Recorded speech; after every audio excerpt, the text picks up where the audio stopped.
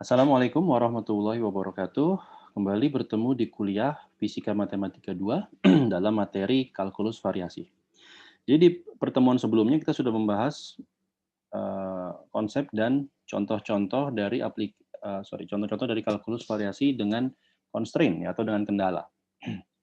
Nah, di video kali ini saya akan eh, memperkenalkan eh, ke aplikasi dari kalkulus variasi ya, baik dengan atau tanpa constraint di fisika.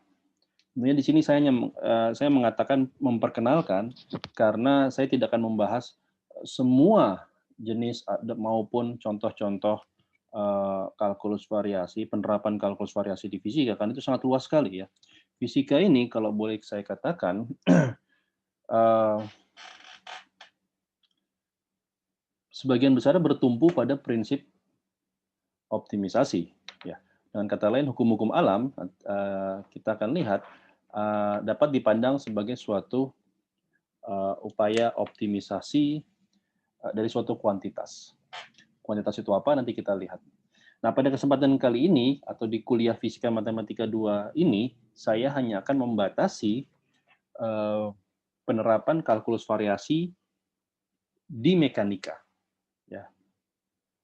Di mekanika pun pembahasannya sangat luas ya, sangat luas dan bisa dikatakan mencakup semua aspek mekanika. Nanti ketika Anda bertemu dengan mata kuliah mekanika klasik, maka Anda akan mendapatkan pembahasan baik di mekanika maupun juga mungkin di beberapa bidang fisika yang lain ya, secara lebih mendalam. Jadi di sini saya hanya membatasi untuk memperkenalkan saja aplikasinya.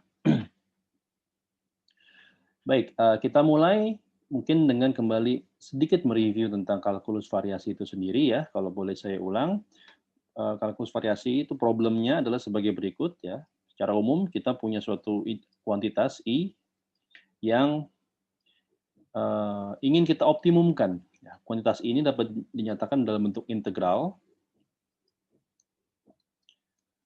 dari suatu fungsional f ya, di mana f ini bergantung pada fungsi y dan fungsi y aksen. Keduanya adalah fungsi x atau bergantung pada x. Jadi y adalah fungsi x dan y aksen adalah dy dx. Ya. Kita ingin mengoptimumkan i. Mengoptimumkan itu dalam beberapa kasus bisa berupa memaksimumkan, dalam beberapa kasus yang lain bisa berupa meminimumkan ya. Jadi optimisasi i ya itu dalam bahasa atau dalam notasi yang di pertemuan selanjutnya sudah saya perkenalkan, di pertemuan sebelumnya sudah saya perkenalkan, mohon maaf. Saya bisa tulis sebagai ini ya, delta I ya. Optimisasi I itu berarti kita melakukan variasi terhadap kuantitas I. Ya. Variasi terhadap kuantitas I,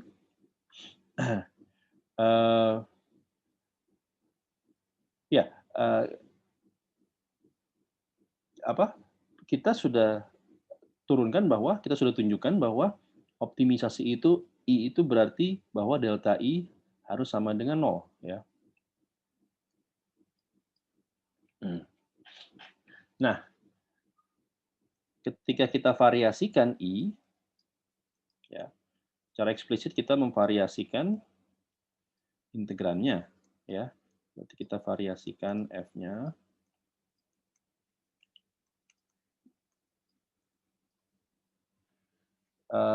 dengan menggunakan syarat batas ya kan, kita punya syarat batas ya. Setiap optimisasi ini harus dilengkapi dengan syarat batas. Syarat batasnya adalah bahwa fungsi y ya, atau variasi dari fungsi y ya, variasi dari fungsi y di x sama dengan x1 dan x sama dengan x2 itu sama dengan 0 ya. Jadi variasi fungsi y di titik-titik batasnya itu sama dengan 0. Jadi dengan formalisme yang sudah kita turunkan juga, ya, maka kalau kita set ini sama dengan 0, kita akan dapatkan apa yang dinamakan sebagai persamaan Euler. Ya.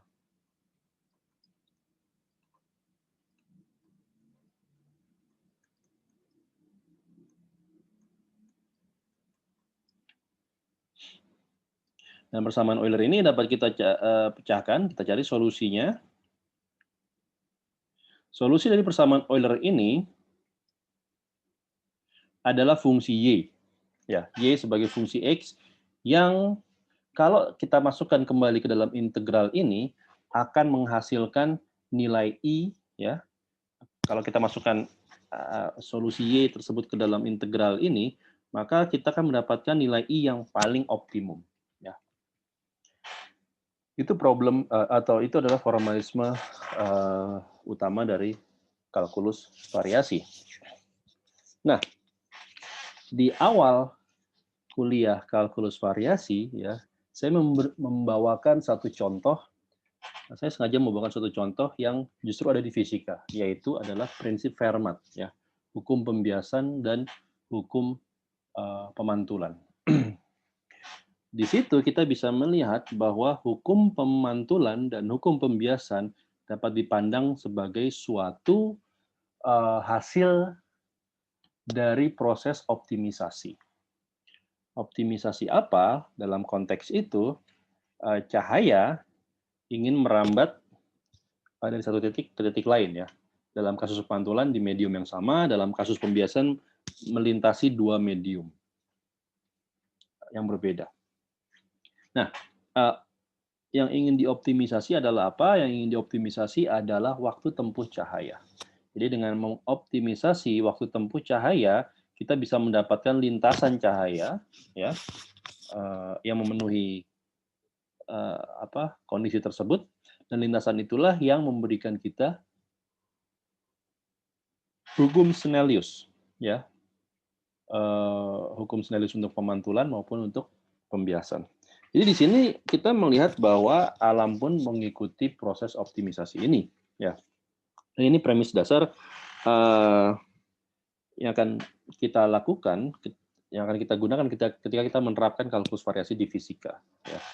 Di awal saya katakan bahwa sebagai makhluk rasional, kita terbiasa untuk mengoptimisasi segala tindakan kita, segala keputusan kita, ya, untuk mendapatkan hasil yang semaksimum mungkin, ya, dengan usaha atau pengorbanan yang seminimum mungkin. Ya, itu yang selalu kita lakukan.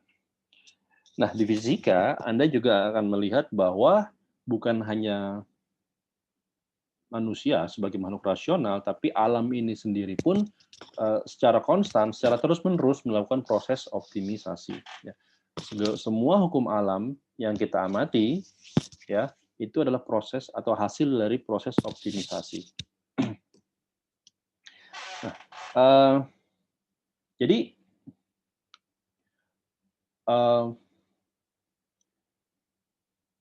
ide tentang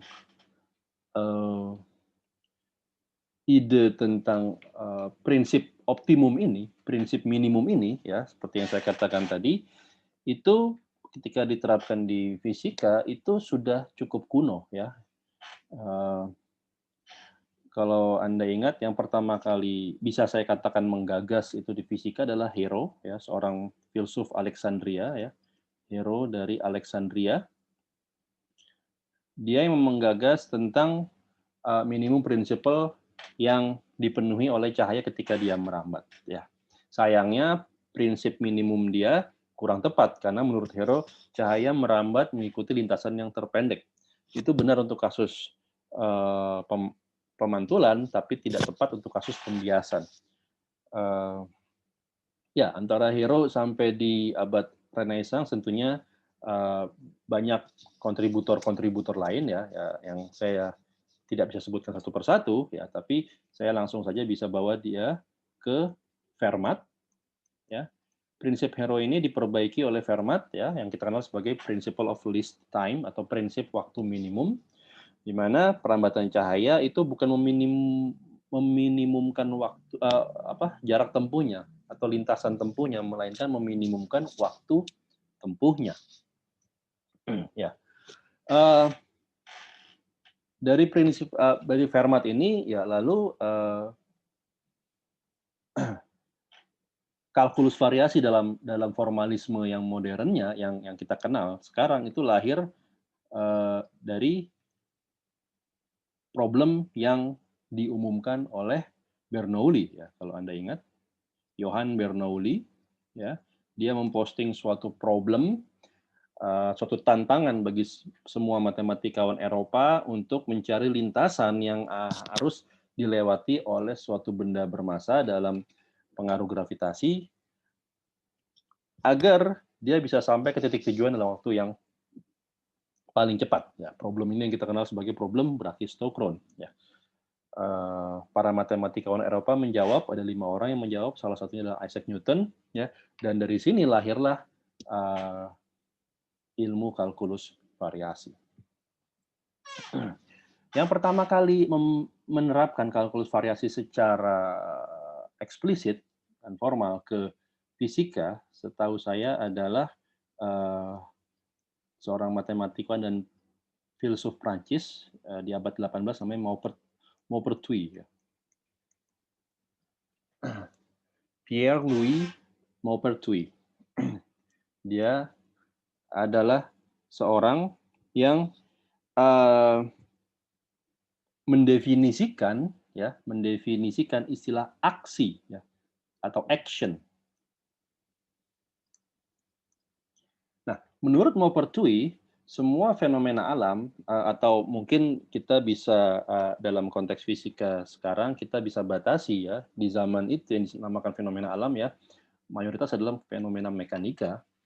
Semua fenomena mekanika dapat dipandang sebagai suatu prinsip, dapat dipandang sebagai hasil dari atau ya buah dari prinsip yang meminimumkan apa yang dinamakan oleh Maupertuis sebagai aksi. Jadi Maupertuis ini memperkenalkan istilah prinsip aksi minimum ya, principle of least action. Prinsip aksi minimum.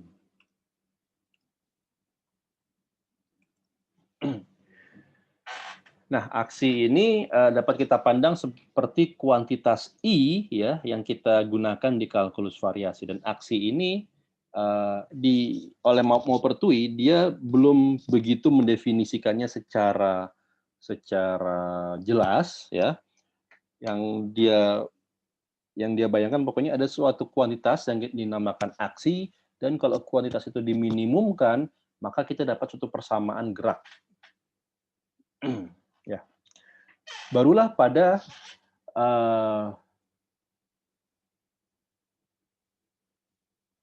zaman Lagrange ya, apa yang dinamakan sebagai aksi ini diperjelas ya kan. Jadi Maupertuis ini ide Maupertuis ini dielaborasi lebih lanjut oleh Euler ya, dan juga oleh Lagrange. Dan puncaknya adalah pada William Rowan Hamilton. Hamilton secara non-ambigu mendefinisikan apa yang disebut sebagai prinsip aksi minimum yang tadi digagas di awal oleh Maupertuis tadi. Ya. Dan di situ Hamilton juga mendefinisikan kuantitas aksi itu seperti apa. Jadi prinsip aksi minimum ini juga dikenal orang sebagai prinsip Hamilton. Hamilton Principle.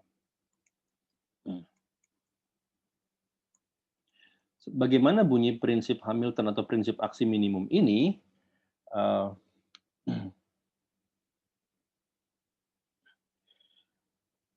Kita dapat tuliskan seperti ini. Ini terjemahan bebasnya ya. Jadi saya tidak mengikuti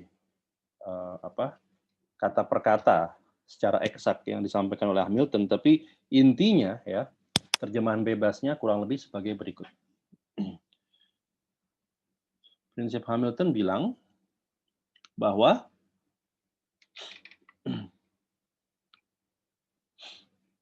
dari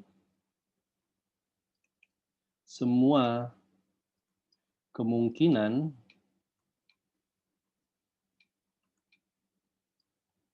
lintasan yang dapat ditempuh oleh partikel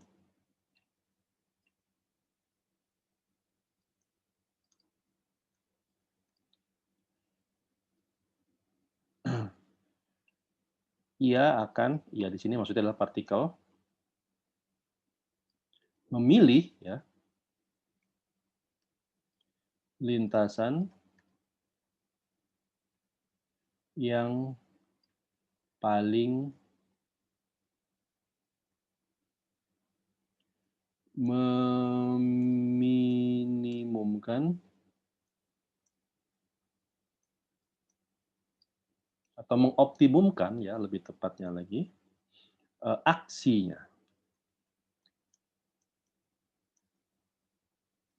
Jadi Anda lihat prinsip Hamilton ini mirip ya dengan prinsip Fermat ya kan, dengan prinsip geodesik ya dan lain sebagainya ya. Tinggal sekarang apa yang ingin kita optimumkan itu dalam mekanika itu dinamakan sebagai aksi. Ya. Dan di sini lintasan yang dapat ditempuh oleh partikel, ya ada kata-kata lintasan yang dapat ditempuh oleh partikel. Kita tahu bahwa jika ada suatu gerak, partikel bergerak dari satu titik ke titik lain, dia menempuh lintasan tertentu. Nah, ketika dia menempuh lintasan tertentu, artinya ada satu persamaan gerak yang dipenuhi oleh partikel tersebut. Ya. Jadi di sini lintasan yang dapat ditempuh ini dengan kata lain juga adalah suatu persamaan gerak. Ya. Jadi dari semua kemungkinan persamaan gerak yang bisa diadopsi oleh suatu partikel, dia akan memilih persamaan gerak yang paling meminimumkan aksinya. Jadi kurang lebih seperti itu bunyi dari prinsip Hamilton atau prinsip aksi minimum. Nah, sekarang apa definisi aksi menurut Hamilton? Ya, dia menggunakan ide dan hasil kerja yang sudah dielaborasi oleh Euler ya dan Lagrange ya. Dan Hamilton mendefinisikan aksi itu sebagai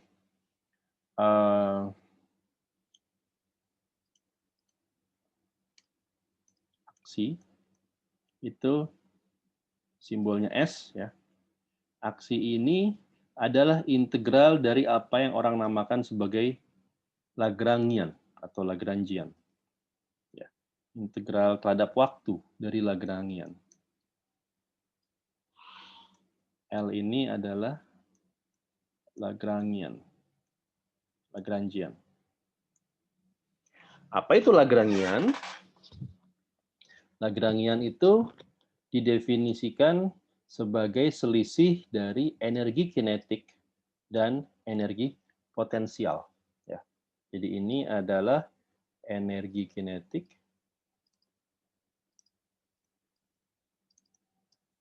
ini adalah energi potensial. Jadi prinsip Hamilton atau prinsip aksi minimum ini secara secara bebasnya gitu dapat juga kita terjemahkan sebagai prinsip energi minimum ya. Atau lebih tepat lagi prinsip selisih energi minimum ya. Lagrangian ini selisih energi ya, bukan jumlah energi atau bukan energi total ya, tapi justru selisih energi. Nah, selisih energi ini kita integralkan kuantitas yang kita dapatkan dari hasil integral energi tersebut terhadap waktu itu kita namakan sebagai aksi. Apa itu T1 dan T2? Sama seperti pada kasus sebelumnya ya.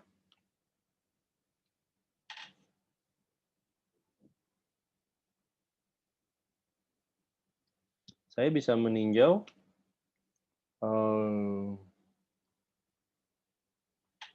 Ini adalah waktu, gitu ya. Ini adalah waktu. Ini adalah kita mengambil misalnya kasus gerak satu dimensi, ya, sistem satu dimensi, ya seperti itu ya. Maka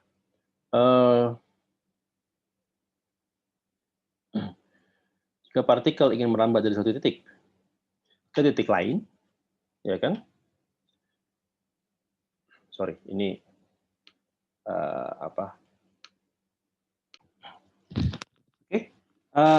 Jadi misalnya ini posisi awal ya, x1 ya, dan ini waktunya adalah t1 gitu ya. Jadi ini posisi di sinilah x 1 sebagai fungsi t1, di sini adalah x2 sebagai fungsi t2. Nah, kita inginkan partikel itu berevolusi dari titik 1 ke titik 2 ya dalam waktu dalam durasi waktu ya T2 minus T1 ya. Pertanyaannya adalah lintasan mana yang akan diambil oleh partikel ya, atau bagaimana cara dia merambat, partikel tersebut merambat. Ya ini kan sama prinsipnya seperti pada kasus sebelumnya ya. Kita bisa secara prinsip bisa membayangkan ada tak berhingga variasi lintasan yang bisa kita ambil ya.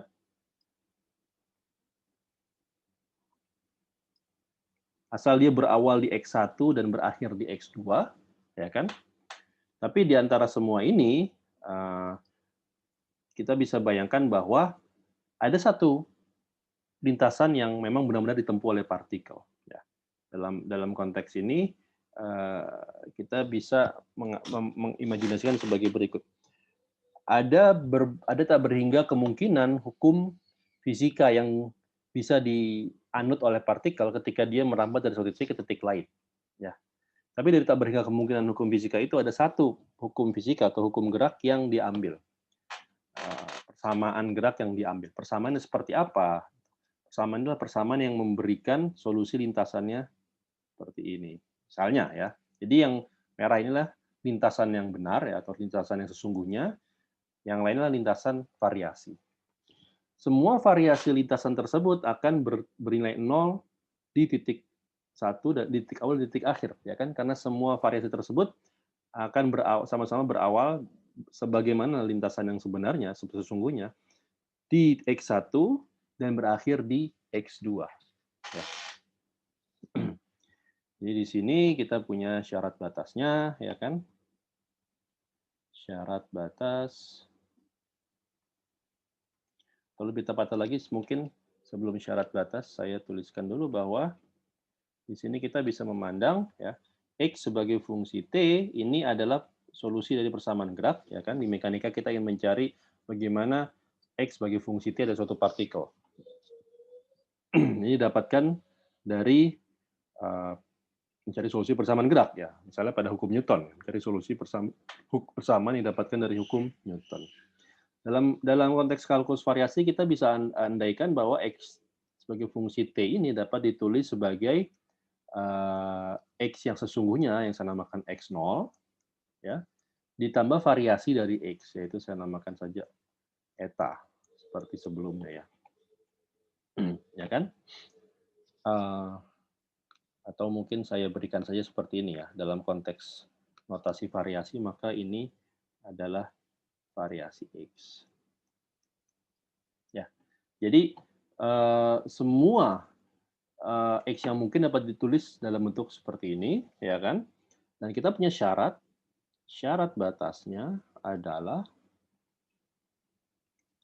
bahwa delta X ya di titik-titik batas ya, dengan kata lain delta X di X sama dengan T1 ya, maupun delta X di X sama dengan T2 ini harus bernilai 0. Ya, harus bernilai 0. Oke. Nah, itu yang kita set up ya. kalau seperti ini lalu gimana? Kita lihat bahwa Lagrangian ini kan dikonstruksi dari energi kinetik dan energi potensial. Energi kinetik T itu ya, kita tahu untuk kasus yang standar di mekanika itu diberikan oleh setengah ya mv kuadrat, ya kan? Atau dalam kasus satu dimensi v ini berarti adalah x dot kuadrat ya, setengah m x dot kuadrat, ya kan? Di mana x dot ini adalah dx dt. Oke, saya akan meninjau dulu kasus satu dimensi ya. Setelah kita establish suatu persamaan untuk satu dimensi, maka kita bisa generalisir untuk kasus yang n dimensi. Ya, ini umumnya seperti ini ya. Kita tidak berbicara misalnya pada kasus relativistik ya. Relativistik maka energi kinetik relativistiknya akan berbeda. Tapi kita membicarakan kasus mekanika klasik yang Newtonian non-relativistik, maka energi kinetiknya dapat ditulis seperti ini. Anda lihat bahwa energi kinetik ini adalah fungsional dari x dot. Ya. Dia bergantung pada x dot. Apakah dia bergantung pada x? Pada kasus ini tidak secara eksplisit ya. Dia bergantung pada x dot saja, tidak pada x secara eksplisit. Ya. Oke, lalu bagaimana dengan energi potensial V? Nah, V ini bergantung kasusnya, ya. Kasus yang berbeda akan memberikan energi potensial yang berbeda. Tapi kalau misalnya kita ambil contoh beberapa energi potensial yang kita kenal di fisika atau di mekanika saja kita batasi, kita akan tahu bahwa misalnya pada kasus energi potensial pegas, ya, maka saya punya setengah gitu kan kx kuadrat, ya. Atau pada kasus gravitasi, ya kalau saya ambil X itu adalah koordinat sumbu vertikalnya, karena gerak satu dimensinya hanya pada arah sumbu vertikal, maka saya punya misalnya M, G, X. Ya, jika ini di sekitar permukaan bumi saja, ya X adalah sumbu vertikalnya. Ya. Atau kalau kita ya berbicara mengenai misalnya potensial gravitasi yang lebih precise ya, maka kita lihat bahwa dia akan berbentuk seperti ini ya kan. Tulis sebagai G M per R ya. R ini kan mengandung X ya, X kuadrat. Akar X kuadrat maksud saya. Dan lain sebagainya ya. Jadi intinya Anda lihat apapun bentuknya bergantung kasusnya, tapi V ini adalah fungsional dari koordinat. Ya. Kalau satu dimensi maka saya ambil X saja. Apakah dia bergantung pada turunan dari koordinat atau pada kecepatan? Sejauh ini energi potensial yang kita kenal di mekanika tidak ya. Meskipun tidak menutup kemungkinan. Tapi kalau kita berbicara pada kasus-kasus yang standar saja, maka kita bisa batasi bahwa V ini hanyalah fungsi dari koordinat. Maka L yang dikonstruksi dari T minus V, ya, di mana T fungsional dari X dot dan V fungsional dari X, L ini adalah fungsional dari fungsi dan turunannya, dan keduanya, baik X maupun X dot, bergantung pada T. Oke, jadi di sini kalau Anda perhatikan, saya membawa bahasa kalkulus variasi ke sini, tapi dengan mengganti variabel-variabelnya ya. Kalau di kalkulus variasi, saya biasa menggunakan Y aksen, dan X. Maka Y dan Y aksen ini adalah fungsi dari X. Di sini Y dan Y aksen ini tidak harus selalu berupa dimensi panjang ya. Di beberapa kasus kita lihat bahwa Y dan Y aksen ini bisa kita anggap seperti misalnya theta, dapat kita identifikasi sebagai theta dan theta aksen ya, di mana theta fungsi dari V ya kan. Jadi ini bergantung kasusnya. Baik Y maupun X ini adalah suatu variabel terikat dan variabel bebas yang umum bergantung kasusnya. Tapi pada konteks prinsip Hamilton, karena ini prinsip yang spesifik di mekanika, ya, saya akan menggunakan notasinya X. X inilah variabel yang terikatnya. X dot adalah turunan dari variabel terikat terhadap T. T adalah variabel bebas, di mana X dan X dot bergantung. Nah, nanti kita akan memperkenalkan dengan apa yang dinamakan sebagai koordinat yang diperumum.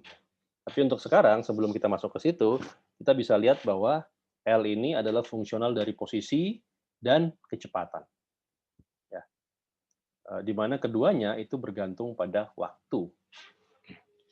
Nah, sekarang, kalau kita terapkan pada integral aksi, dan prinsip aksi minimum itu menuntut bahwa, ya kan,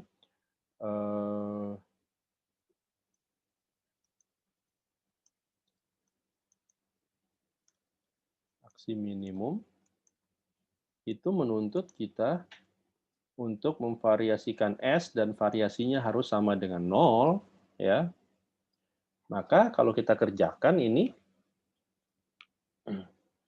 kita akan dapatkan variasi S, ini berarti saya variasikan L-nya, ya.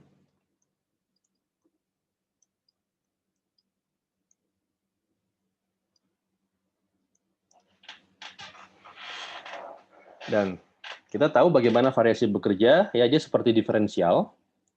Karena L ini fungsional dari multifungsi, maka variasinya dapat kita tuliskan, dapat kita jabarkan sebagai berikut, ya. Prinsipnya sama seperti di kalkulus variasi, ya. Di formalisme untuk menurunkan persamaan Euler ini kita terapkan sama. Cuman sekarang Y-nya jadi X, ya. Ini cuman perbedaan notasi aja, ya. Dan yang kita namakan sebagai F adalah L.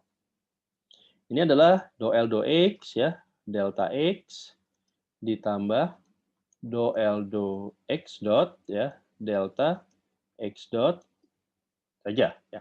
Saya asumsikan bahwa L-nya tidak bergantung secara eksplisit pada T. Oke. Maka ini integral terhadap T. Nah, kita lihat suku kedua ini, ya. Ingat di video sebelumnya saya sudah membahas mengenai bentuk seperti ini, ya. Ini adalah delta dari dx dt, ya kan? Dan kita bisa switch ini, ya. Ini sama dengan d per dt dari delta x. Ya. Maka sekarang saya akan partisi integralnya secara eksplisit. Suku pertama dapat saya tulis sebagai berikut. X dt, ini integral dari T1 sampai T2. Ya.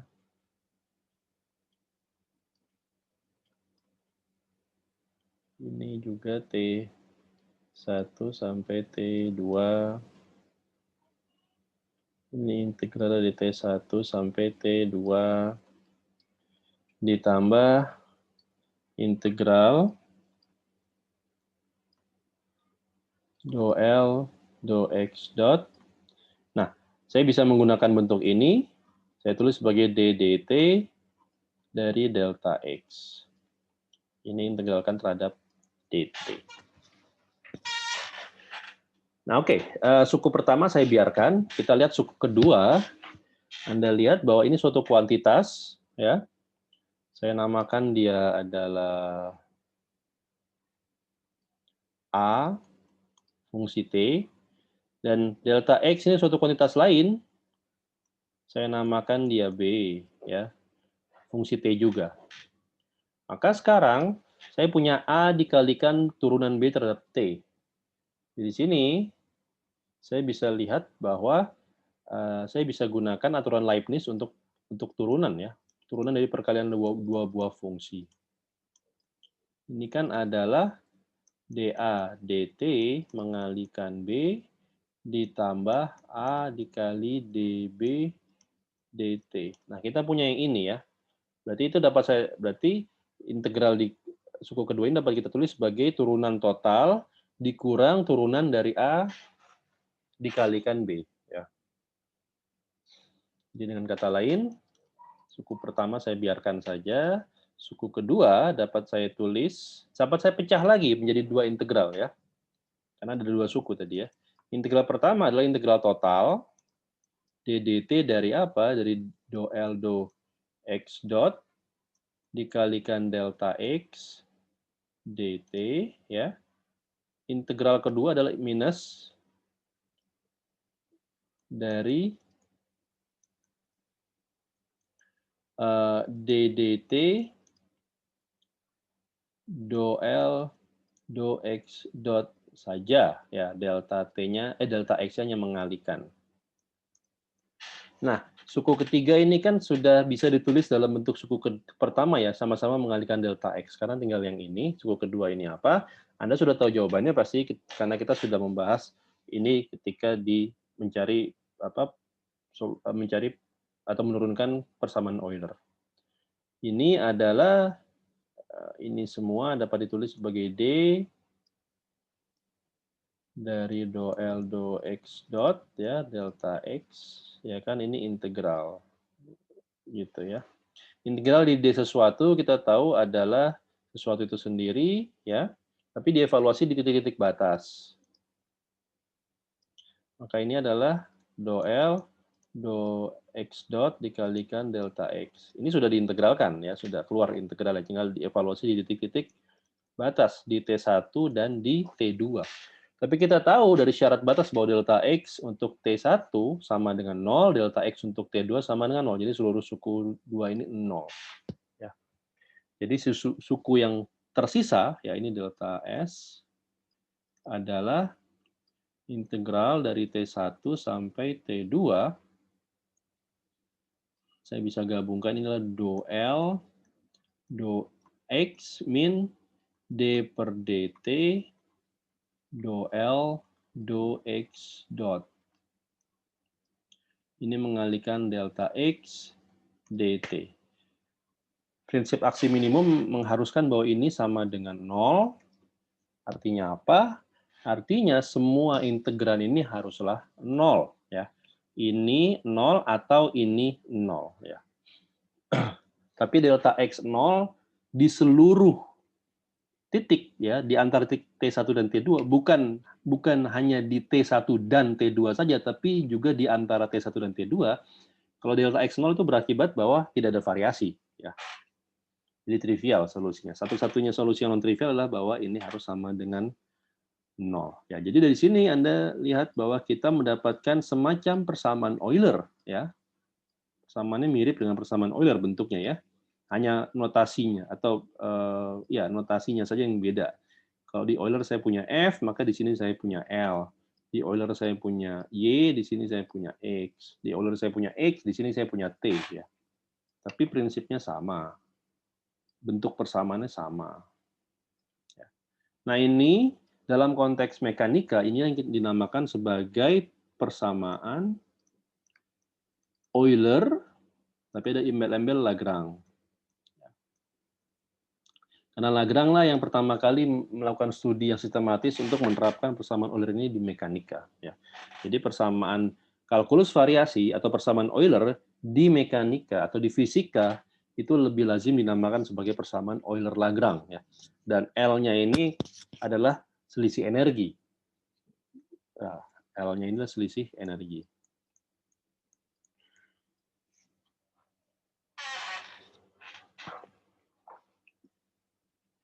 Oke. Jadi inilah persamaan fundamental yang mengatur semua fenomena mekanika klasik. Ya. Nah, ini bisa kita bawa nanti ke mekanika kuantum ya. Kita bisa mendefinisikan Lagrangiannya seperti apa. Tapi dalam konteks mekanika klasik saja, saya akan membatasi di mekanika klasik saja. Ini merupakan persamaan yang mengatur semua fenomena mekanika. Oke, bagaimana persamaan ini bisa bekerja? Kita lihat saja ya. Kita lihat, kita ambil contoh. Misalnya sistem mekanika yang paling simpel ya adalah misalnya gerak. Ya paling simpel adalah gerak partikel bebas ya. atau sebuah bola ya yang bergerak di tanah ya tanpa diberikan gaya yang kontinu ya. Jadi dia bergerak dengan kecepatan tetap. Bola bermassa m ya. Ini partikel bebas, dia tidak terpengaruhi oleh gaya apapun. Ya, saya hanya meninjau gaya pada arah sumbu X ya. Jadi gaya pada arah sumbu Y tidak saya tinjau ya. Pada arah sumbu Y jelas dia mengalami gaya berat akibat gravitasi.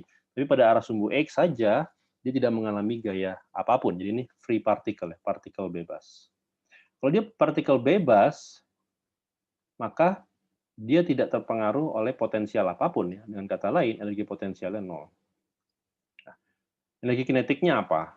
Energi kinetiknya hanyalah setengah m v kuadrat ya. Pada kasus satu dimensi ini hanyalah setengah m x dot kuadrat ya kan.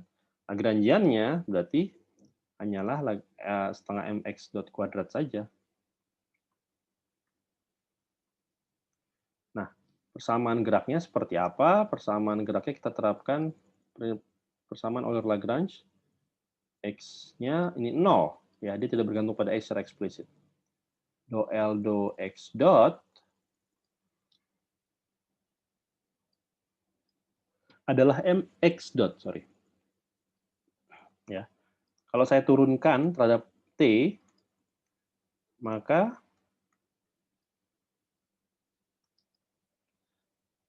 saya dapat persamaannya adalah D per dt dari mx dot. Ya. Maka persamaannya adalah ini adalah mx dot sama dengan 0, gitu ya. Sorry, D per dt dari mx dot sama dengan 0. Ini persamaannya. Ya. Pada banyak kasus, masanya ini konstan, ya, tidak bergantung pada posisi atau tidak bergantung pada gerak, sehingga saya dapat keluarkan dia dari turunan, maka saya punya mx double dot sama dengan 0. Ya. Apa ini? Ya, ini adalah persamaan Newtonian untuk sistem tanpa gaya, ya, atau partikel bebas, ya kan? Partikel bebas, maka dia tidak punya gaya, sistemnya seperti itu. Dari sini kita bisa menurunkan konsekuensi bahwa mx dot-nya ini sama dengan konstan terhadap waktu. Ya. Kalau d per dt dari mx dot 0, maka mx dot-nya adalah konstan. Artinya apa?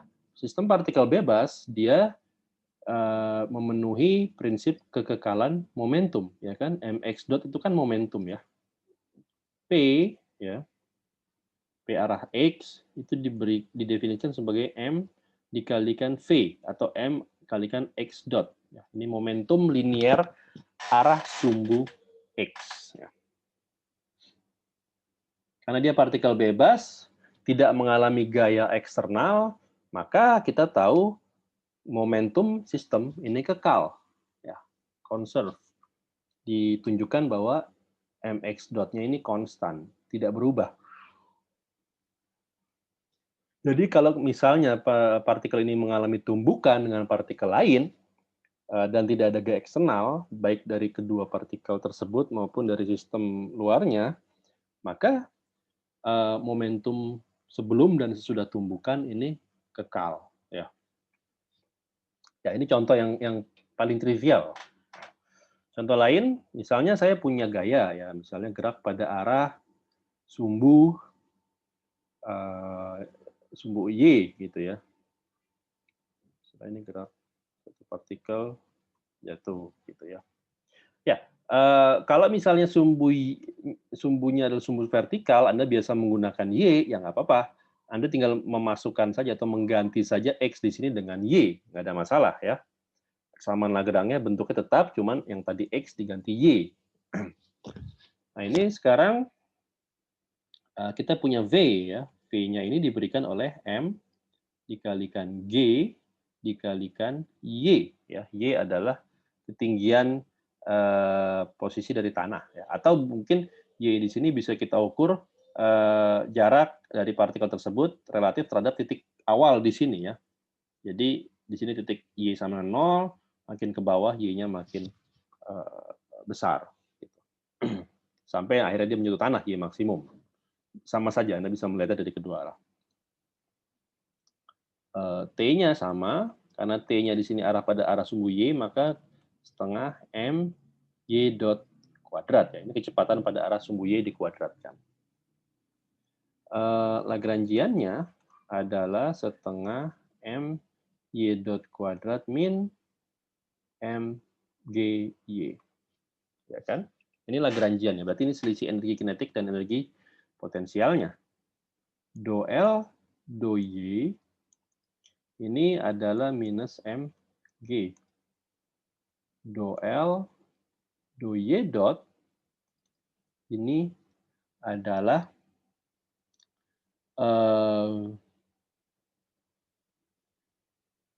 m y dot saja, ya kan? Kalau saya asumsikan masanya konstan, maka d per dt dari do L do Y dot adalah m y double dot. Seperti itu ya. Oke.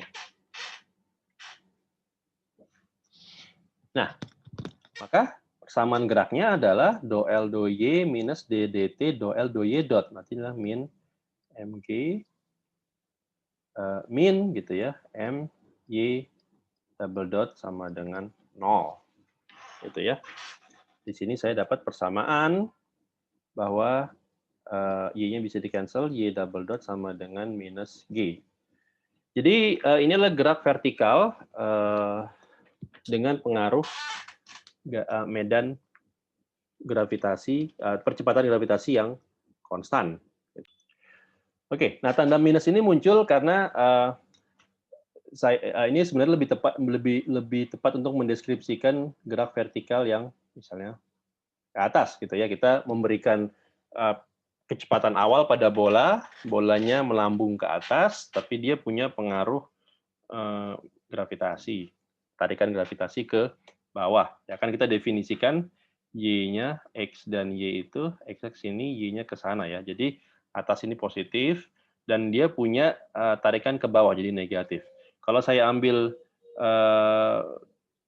gerak vertikal ke bawah seperti ini, maka V-nya akan menjadi negatif Y di sini ya. Pada kasus gerak vertikal ke bawah ya, di sini Y-nya menjadi minus Y, maka V-nya adalah min MGY ya. Jadi L-nya adalah setengah MY dot kuadrat plus MGY. Nanti Anda dapatkan di sini persamaannya positif. Oke. Dari dua contoh ini kita bisa melihat bahwa prinsip Hamilton ini bisa mereproduksi persamaan gerak yang kita dapatkan kalau kita gunakan hukum Newton, ya kan? Ini kan Anda lihat adalah gerak vertikal ke bawah atau ke atas ya. Yang di atas, yang ini adalah gerak horizontal, ya kan? Ini kan semuanya kan kita pelajari dengan menggunakan hukum Newton ya, dengan gaya, kecepatan, gitu kan? Nah, di sini kita lihat bahwa kita juga bisa mendapatkan ini dari prinsip Hamilton ya.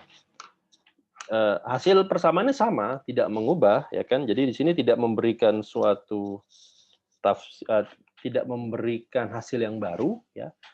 Dengan kata lain, maka prinsip Hamilton ini tidak bisa dipandang sebagai suatu prinsip yang lebih fundamental dibanding dengan hukum Newton, ya. Keduanya sama, setara, ekivalen. Hanya saja prinsip Hamilton ini memberikan cara pandang baru, ya, memberikan tafsiran baru tentang bagaimana kita meninjau hukum alam. Ya, di sini Anda lihat bahwa ketika misalnya saya melempar bola ke atas, ya, maka bola akan memilih berperilaku sedemikian rupa sehingga energi atau selisih energinya akan seminimum mungkin. Dan perilaku itu yang memenuhi kondisi tersebut adalah perilaku misalnya dia melambung dan melambat, ya kan, sampai satu titik dia akan diam, lalu dia akan kembali jatuh ke bawah dengan percepatan yang konstan. Itu ditunjukkan dari persamaan ini, ya.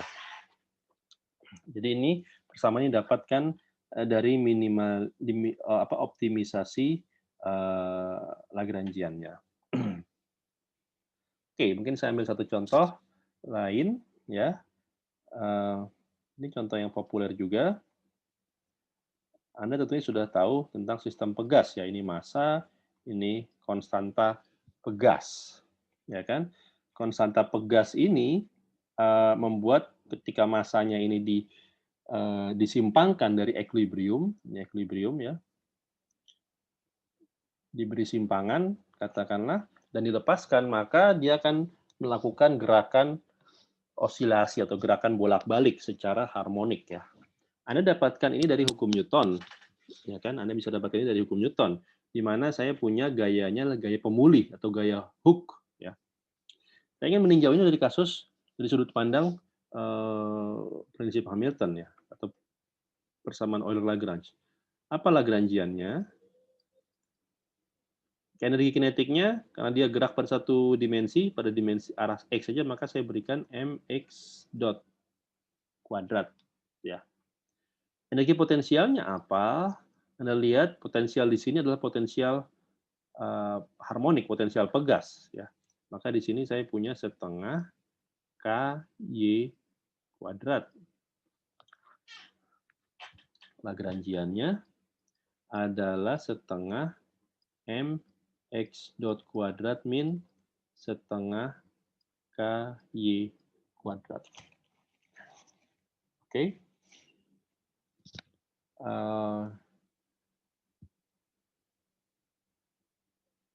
Lalu kalau saya turunkan do L do, sorry kok Y sih, mohon maaf. Ini arahnya pada sumbu X, jadi harusnya X. Ya, mohon maaf. Ini adalah KX kuadrat. Do L do X, ini apa? Ini adalah min KX, ya kan? Lalu do L do X dot, ini adalah MX dot, ya. Saya juga akan mengasumsikan bahwa massa ini tidak akan berubah ketika dia berosilasi, sehingga kalau saya turunkan sekali lagi terhadap T, maka dia yang bekerja pada X dot, itu X double dot. Persamaannya menjadi M X double dot atau minus gitu kan, min KX sama dengan 0, ya kan? Dengan kata lain, saya bisa tuliskan ini sebagai X double dot plus, saya akan gunakan omega kuadrat. X sama dengan 0. Apa itu omega kuadrat? Omega kuadrat saya definisikan sebagai K per M. Ya, Anda lihat dari sini. Sama dengan di atas ya. Ini persamaan yang dipenuhi oleh sistem pegas dan massa ini. Ya.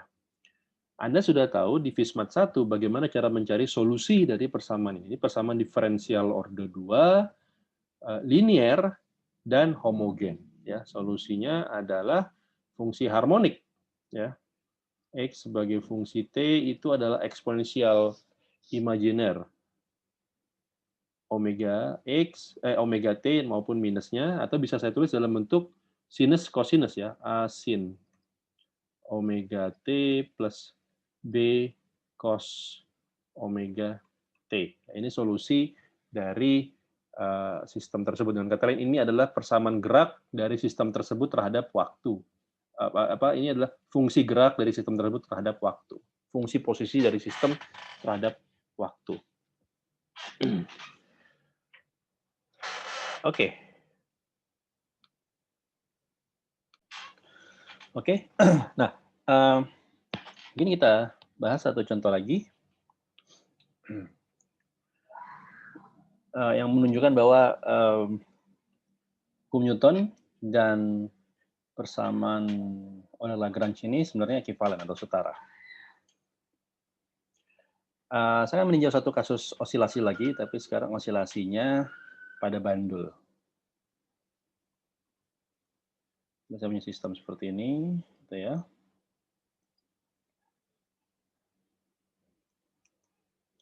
Saya punya satu bandul, ya, pendulum yang berlengan L dan bermassa M, ya. Seluruh massanya terkonsentrasi di ujungnya, di massa di beban ini, ya. Diasumsikan talinya tidak bermassa. Dan bandul ini Tentunya ketika saya biarkan dia akan mencari posisi paling setimbang, ya, posisi yang paling meminimumkan energi potensialnya, yaitu di kondisi seperti ini ya. Ini kondisi ketika dia statik, ketika energinya paling minimum. Nah, ketika saya simbangkan dia dari posisi equilibrium ini, kita tahu apa yang terjadi, dia akan mulai berayun, osilasi secara harmonik. Saya mau meninjau kasus persamaan gerak dari sistem ini dari sudut pandang Lagrangian. Anda sudah tahu ya, kita sudah tahu bagaimana cara mencari persamaan gerak untuk sistem ini dengan hukum Newton, ya. Kita bisa gunakan torsi, ya, dan kita terapkan hukum Newton untuk momen gaya, kita akan dapatkan persamaan yang dipenuhi oleh sudut theta sebagai fungsi waktu. Sekarang kita akan coba dapatkan lewat Lagrangian. Apa Lagrangiannya? Sekali lagi, ketika kita bertanya mengenai Lagrangian, maka kita tinggal melihat apa energinya. Energi kinetiknya adalah diberikan oleh, karena ini sistemnya 2 dimensi, ya. Kalau saya bisa ambil seperti ini, saya bisa ambil titik ini sebagai titik 0,0, ya. Artinya sumbu X positif arah ke sana, ya. Sumbu Y positif ke arah atas, ya. Maka ini adalah gerak dalam bidang 2 dimensi, maka kecepatannya dapat saya dekomposisi menjadi X dot kuadrat dan M Y dot kuadrat. Nah, sekarang apa potensialnya? Energi potensialnya pada kasus ini bukan lagi energi pegas ya, tapi seperti sistem yang pertama di atas saya tinjau, yaitu energi potensial gravitasi, ya, M dikali G dikali Y, ya. Oke. Di sini karena dia gerak 2 dimensi, maka Anda bisa meninjaunya bahwa Lagrangiannya adalah fungsional dari X dot, ya, dari Y, dan dari Y dot, ya. Dan masing-masingnya keempat ini adalah fungsi dari T. Ya. Kita bisa menyederhanakan, mensimplifikasi bentuk Lagrangian yang didapatkan. Ya. Ngomong Lagrangiannya bentuknya seperti ini. Lagrangiannya adalah setengah M X dot kuadrat, ya, plus setengah M Y dot kuadrat, ya, min M G Y. Nah, kita bisa mensimplifikasi hasil ini atau bentuk ini dengan melihat fakta bahwa sebenarnya koordinat X dan Y ini pada sistem ini itu tidak benar-benar independen. Jadi Anda bisa meninjau ini sebagai suatu constraint. Meskipun saya belum akan membahas persamaan Lagrange dengan constraint, tapi dari sudut pandang kendala, Anda lihat bahwa fungsi X dan fungsi Y ini sebenarnya terconstraint, tidak bebas. Terconstraint-nya seperti apa? Terconstraint-nya adalah bahwa posisi X dan Y harus berada pada busur lingkaran dengan jari-jari L ini, ya kan? Jadi di sini saya bisa menuliskan bahwa X kuadrat plus Y kuadrat ini sama dengan L kuadrat.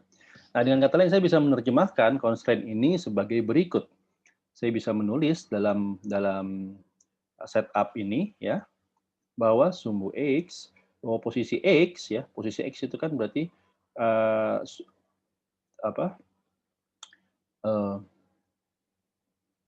koordinat titik M pada sumbu X. Ya, ini adalah posisi X-nya. Nah, kalau Anda lihat di sini, X dan Y, Anda bisa lihat bahwa X ini diberikan oleh L sin theta, ya. Dan Y, kalau saya ambil titik ini sebagai titik 0,0, maka Y-nya ini adalah minus L, karena ke bawah ya, jadi ada tanda minusnya, minus L cos theta.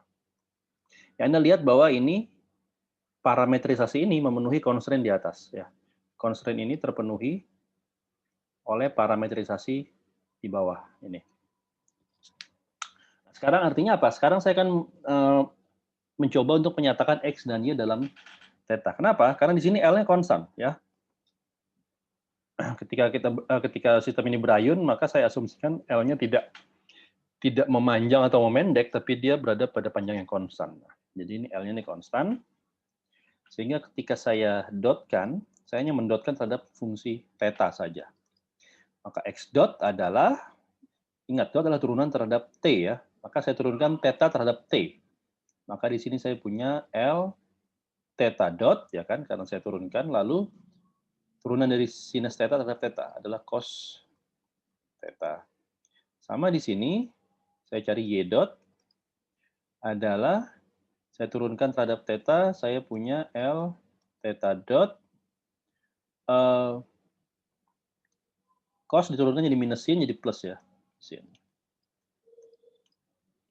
Oke, nah dengan ini maka saya bisa mencari energi kinetiknya adalah setengah M X dot kuadrat ditambah setengah MY dot kuadrat. Kalau saya keluarkan setengah M-nya, maka ini menjadi X dot kuadrat adalah L kuadrat theta dot kuadrat cos kuadrat theta ditambah L kuadrat theta dot kuadrat sin kuadrat theta.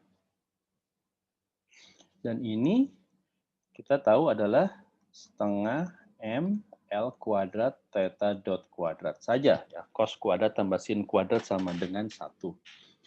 Jadi Anda lihat T-nya seperti ini. Bagaimana dengan V-nya? V-nya MGY, maka dapat saya tulis sebagai minus M G L cos theta. Ya. Jadi di sini Anda lihat bahwa V-nya ini sekarang adalah fungsional terhadap theta. Ya. Dan energi kinetiknya adalah fungsional terhadap theta dot. Ya. Jadi di sini saya dengan bantuan constraint tadi, kita mereduksi derajat kebebasan dari sistem ini yang tadinya 2 derajat, ya kan, X dan Y, tapi ternyata X dan Y tidak saling independen, ya. Mereka terkait dengan constraint tersebut, maka saya bisa lakukan parametrisasi X sama dengan L sin theta, Y sama dengan L cos theta dari trigonometri sederhana ini, dan karena L-nya konstan, maka saya bisa reduksi 2 derajat kebebasan ini menjadi hanya 1 derajat kebebasan. Artinya baik energi kinetik maupun energi potensial hanyalah fungsi dari theta atau theta dot saja. Dan demikian pula maka L-nya. Jadi yang L tadi adalah fungsi dari fungsional dari Lagrangian fungsional dari 4 fungsi, ya. Maka di sini saya bisa reduksi menjadi fungsional dari 2 fungsi saja. Tapi apa saja itu? Theta dan theta dot. Ya, keduanya fungsi waktu. Oke. Nah, kalau Lagrangiannya seperti ini, lalu bagaimana persamaan Euler-Lagrange-nya? Ya, tidak usah bingung. Anda mengidentifikasikan X yang tadi sebagai theta dan X dot yang tadi sebagai theta dot. Maka persamaan Euler-Lagrange yang Anda punya adalah do L, do theta min D dt do L do theta dot. Ini sama dengan 0.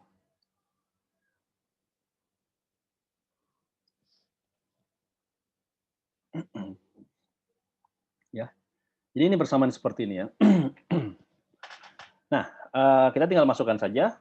Oh ya, L-nya secara eksplisit berarti seperti apa? L-nya berarti adalah setengah M L kuadrat. L di sini L kecil maksudnya panjang tali ya, sedangkan L besar ini adalah Lagrangian ya. L kuadrat theta dot kuadrat min dari min berarti plus M G L cos theta. Inilah Lagrangiannya.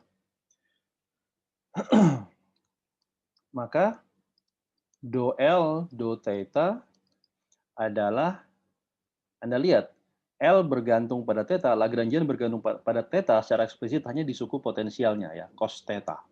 Maka saya turunkan jadi min MGL sin theta. Ya kan? Lalu do L do theta dot ini adalah apa? Do L do theta dot ini hanyalah bekerja pada suku pertama. Ya kan? Karena theta dot hanya ada di suku pertama secara eksplisit. Maka ini adalah setengah dikalikan theta dot kuadrat diturunkan jadi 2, theta dot saja. Jadi setengahnya cancel, jadi M, L kuadrat, theta dot. Kalau saya turunkan sekali lagi, D per DT, tadi saya asumsikan M dan L panjang tali pendulumnya konstan, maka turunan ini hanya bekerja pada theta dot, jadi theta double dot. Oke, semuanya bisa kita masukkan ke dalam persamaan Euler-Lagrange. Saya punya min MG L sin theta min M L kuadrat theta double dot ini sama dengan 0. Ya, Anda lihat bahwa L-nya bisa dan M-nya bisa tercancel, ada yang tercancel. Maka saya dapatkan persamaannya sebagai berikut. Ditambah omega kuadrat, saya tuliskan omega, dikalikan sinus theta ini sama dengan 0. Ya, di mana omega kali ini, omega kuadrat adalah G per L. Ya, Anda lihat. Nah, inilah persamaan diferensial orde 2, ya, tapi non-linear, karena ada fungsi sinus terhadap theta. Theta adalah fungsi yang dicari. Ya. Solusinya adalah theta sebagai fungsi waktu. Ya, ini akan kita cari dari persamaan nonlinear ini dan homogen. Secara eksak agak sulit untuk mencari solusi ini, tapi kita bisa meninjau kasus simpangan kecil. Kalau kasusnya simpangan kecil, maka theta ini bisa kita ambil kecil atau lebih kecil dari ya katakanlah 10 atau 15 derajat. Ya, artinya Anda berikan simpangan yang tidak terlalu besar. Nah, kalau tetanya kecil, artinya apa? Kalau theta kecil, maka sin theta itu mendekati theta, ya kan? Karena saya bisa ekspansi sin theta itu dalam bentuk deret Taylor ya, theta min theta pangkat 3 per 3 faktorial dan seterusnya. Tapi karena tetanya kecil, maka saya hanya menyimpan suku paling awalnya saja. Nah, pada kondisi simpangan kecil ini, maka persamaannya menjadi persamaan diferensial yang linear. Ya. Jadi dengan kata lain kita melinearisasi persamaan diferensial bandulnya ya. Kita tahu solusinya ini sama seperti pada kasus pegas adalah solusi harmonik ya, sinus maupun cosinus. Sin omega t plus b cos omega t. Jadi di sini kita sekali lagi tunjukkan bahwa persamaan yang dipenuhi oleh bandul untuk berperilaku itu dapat kita peroleh dengan mensyaratkan selisih energinya bandul ini seminimum mungkin. Dan selisih energi seminimum mungkin itu dipenuhi oleh persamaan Euler-Lagrange tersebut. Oke, saya kira saya bisa akhiri sampai di sini pembahasan atau perkenalan dari aplikasi kalkulus variasi pada fisika. Terima kasih. Assalamualaikum warahmatullahi wabarakatuh.